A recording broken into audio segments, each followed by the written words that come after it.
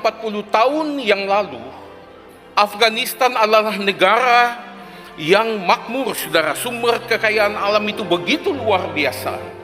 Kita bisa melihat misalnya emas, minyak, gas. Pada zaman itu, Bapak Ibu Saudara, negara-negara lain masih pakai sepeda motor. Di Afghanistan itu sudah pakai mobil. Lalu dikatakan di Afghanistan ada 7 suku bangsa. 7 suku ini, Bapak Ibu Saudara, 2 di antaranya itu bertikai habis-habisan. Masing-masing itu membawa temannya dari luar. Akibatnya, Bapak Ibu Saudara, selama 40 tahun sangat mengenaskan. Afghanistan jadinya seperti ini. Di dalam slide yang selanjutnya kita melihat juga, Bapak Ibu Saudara, tempat yang dulunya 69 sekarang 2017. Di antara 2 capres ini, Bapak Ibu Saudara, siapa yang demi kekuasaan dia lakukan apapun. Jangan demi kekuasaan. Kita bila perlu negara ini dikorbankan. Jangan pilih pemimpin yang tidak punya hati kepada bangsa ini. Kita bisa melihat satu contoh di dalam 1 Raja-Raja pasal yang ketiga.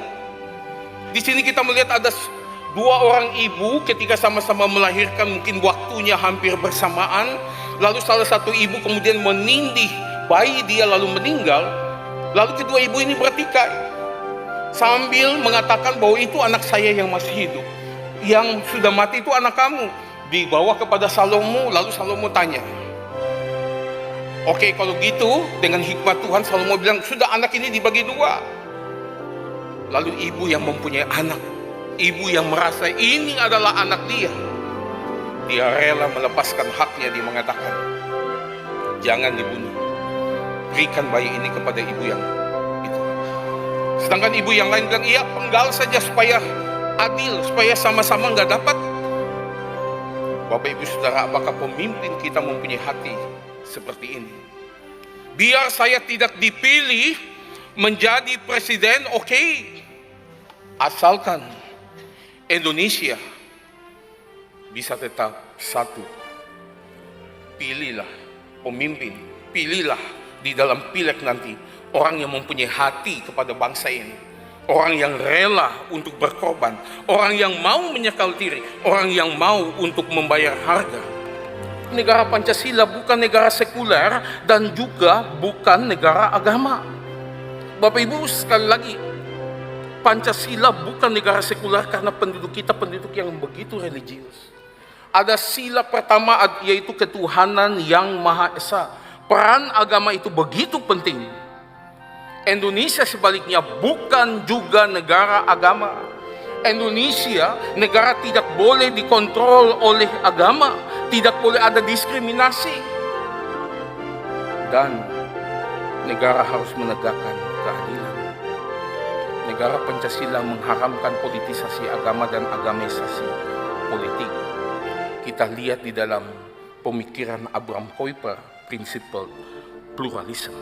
Yang pertama, Bapak Ibu Saudara, dia mengatakan adalah structural pluralism atau sphere sovereignty. Dia mengatakan ini adalah normatif. Allah dari awal sudah menciptakan satu potensi di mana institusi-institusi ini ada. Kita melihat ada institusi keluarga. Tuhan bilang beranak cuculah dan penuhilah bumi. Bukan padatkan bumi ya, tapi penuhilah bumi. Kita juga bisa melihat bahwa laki-laki meninggalkan ayah ibunya bersatu dengan istrinya. Ini institusi pernikahan. Kita juga bisa melihat manusia menguasai, have dominion, institusi kerja, institusi ekonomi dan sebagainya. Lalu ada institusi pendidikan. Ada menamai binatang, ada learning process. Kemudian itu berkembang menjadi SD, SMP, SMA, universitas dan sebagainya. Tuhan cipta itu, saudara. Itu adalah semua structural pluralism atau sphere sovereignty ini bersifat normatif. Dan masing-masing institusi ini mempunyai kedaulatannya sendiri, wewenangnya sendiri, identitasnya sendiri, tanggung jawabnya sendiri. Saudara, jangan campur adukan satu sama lain. Bapak Ibu Saudara, jangan mengintervensi satu sama lain, apalagi mendominasi dari atas. Sphere sovereignty menolak agamaisasi politik dan politisasi agama. Yang kedua, confessional pluralism.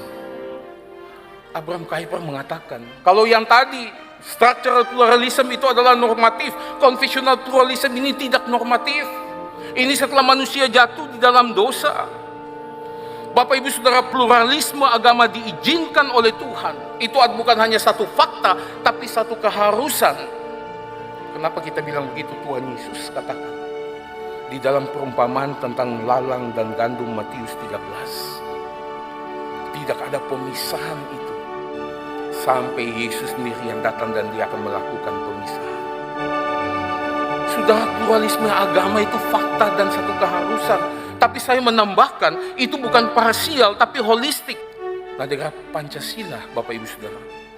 Di sini confessional pluralism itu bukan lagi God di atas, tapi ketuhanan yang Maha Esa. Ada awal diutuskan Allah yang Maha Esa. Saya kembali mengutip Kuyper yang mengatakan tidak ada satu inci pun dalam kehidupan manusia di mana Yesus tidak mengatakan it is mine, itu punya saya. Sphere sovereignty menurut James Gillen. Kuyper tidak bermaksud tidak boleh ada interaksi satu sama lain, tapi dia maksudkan gereja ada interaksi kepada tanggung jawab gereja kepada negara, negara kepada gereja. John Calvin juga mengatakan hal yang demikian.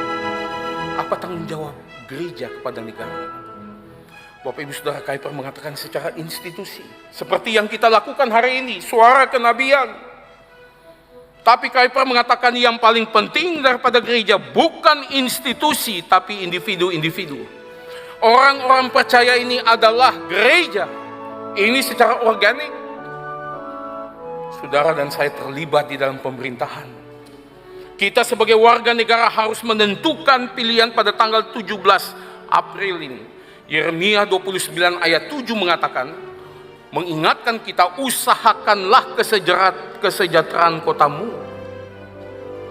Berdoalah untuk kotamu, karena kesejahteraannya adalah kesejahteraanmu juga. Saudara, bagaimana sikap kita? Ada 3 hal. Yang pertama, kita bilang live and let die.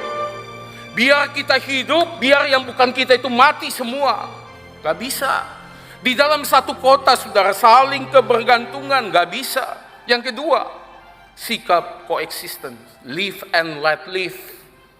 Kita sama-sama hidup ya, you jangan ganggu saya gak akan ganggu kamu. Saudara, ini sikap golput, saudara gak mau tahu dengan sekeliling. Alkitab mengatakan dosa itu bukan hanya paraptoma, itu rebels, transgression, membunuh, berzina, tapi dosa juga adalah hamartia.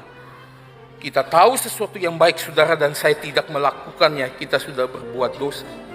Kita melihat sesama kita dalam keadaan bahaya, kita tidak peringatkan dia, engkau dan saya juga menanggung dosa. Bapak Ibu Saudara yang mau golput, silakan, siap tanggung dosa.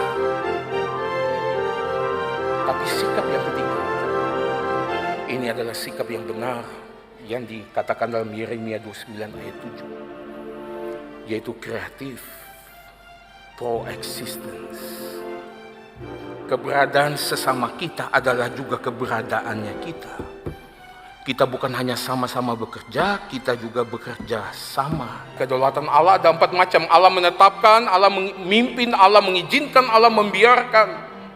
Allah menetapkan, sudah nggak usah cerita, Yesus masuk dalam dunia, engkau dan saya ditetapkan untuk jadi anak Tuhan, umat pilihan, itu sudah nggak usah kita bicara di sini. Kita bicaranya Allah memimpin, Allah mengizinkan, Allah membiarkan.